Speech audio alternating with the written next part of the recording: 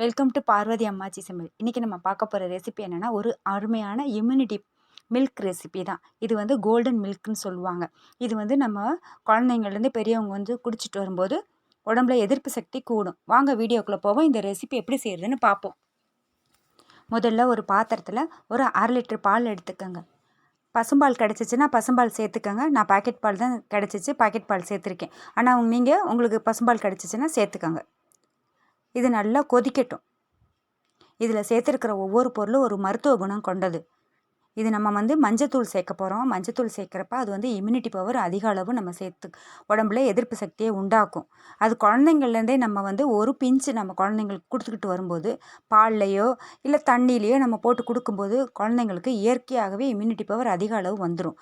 இப்போ அதிக அளவு நமக்கு வந்து உடம்புல இப்போ பனிக்காலம் இன்னுமே முடியாததுனால தொண்டைச்சளி, மார்பு சளி, எங்கெங்கே நுரையீரல்லேருந்து எந்தெந்த பகுதியில் நமக்கு உடம்புக்குள்ளார சளி கட்டி இருக்கோ அந்த சளிகள்லாம் வந்து இந்த பால் குடிக்கும்போது வெளியேறிடும்.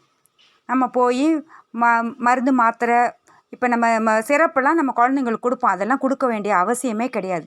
இப்படி நம்ம சின்ன குழந்தையிலேருந்து நம்ம கொடுக்கும்போது இயற்கையாகவே உடம்புல எதிர்ப்பு சக்தி உண்டாயிடும். இதில் ஒரு 1/2 ஸ்பூன் மஞ்சப்பொடி போட்டுக்கோங்க. இது நம்ம இப்போ பொங்கலுக்கு மஞ்சள் கிழங்கு நாங்கள் வாங்கி வச்சுருப்போம். அதுலேயே நம்ம செஞ்சு கூட வச்சுக்கலாம். இல்லை கடையில் கிடச்சிச்சின்னா அந்த பவுடர் கூட நீங்கள் போட்டுக்கோங்க. இப்போ ஆர்கானிக் மஞ்சள் பொடியெலாம் கிடைக்கிது, அதை போட்டுக்கோங்க.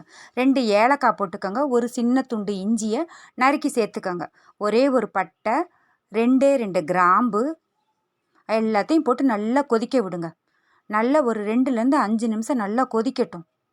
மஞ்சள் பொடி சில பேர் என்ன செய்வாங்க, பால் கொதிச்சிட்ருக்கும்போது கொதித்த பாலில் போடாமல் தனியாக கிளாஸில் போட்டு நாட்டு சக்கரை போட்டு மிளகுத்தூள் போட்டு ஆற்றி கொடுத்துருவாங்க. அதில் கொஞ்சம் கூட உங்களுக்கு மருத்துவ குணமே உடம்புல சேராது. இப்படி பால் காய்ச்சிக்கிட்டு இருக்கும்போது அதில் மஞ்சள் பொடி சேர்த்து நல்லா கொதிநிலை வரும்போது தான் வந்து அதனுடைய தன்மையே நம்ம உடம்புல சேரும். எப்பொழுதுமே வந்து தண்ணியாக இருந்தாலுமே நல்லா கொதிச்சிட்ருக்கும்போது அதில் மஞ்சள் பொடி போட்டு தான் நம்ம குடிக்கணும். பாலாக இருந்தாலும் அப்படி தான் செய்யணும். இது நல்லா கொதிச்சிட்ருக்கும் போதேவும் ஒரு 1/2 ஸ்பூன் வந்து மிளகுத்தூள் போட்டுக்கோங்க.